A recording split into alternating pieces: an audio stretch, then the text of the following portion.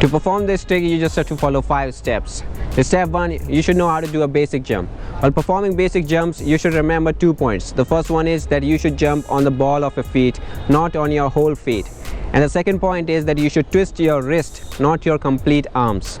Moving on to second step, we'll turn backwards. To do that, we'll start with the basic jumps, perform side swing and turn simultaneously, and then swing the rope to let it hit our feet.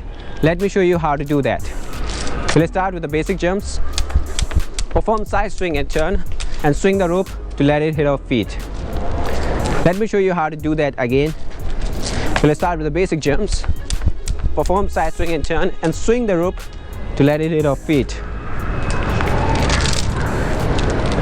And then we will perform the third step. In the third step, we'll just add a jump. To do that, we just have to follow the same steps.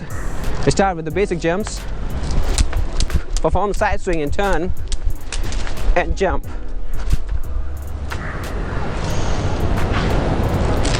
Now you would have noticed that after the third step, we have completed the half rotation and we are performing backward skips.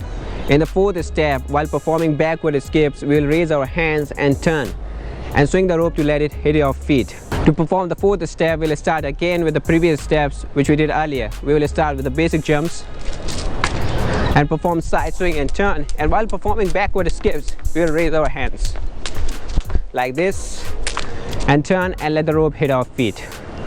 Now finally, in the fifth step, we just have to add a jump. We'll again start with the basic jumps, perform side swing and turn, perform backward skips and turn and jump.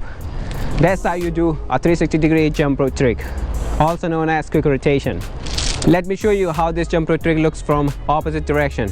I'll turn backwards and start with the basic jumps, perform side swing and turn, perform backward skips, raise my hands, turn,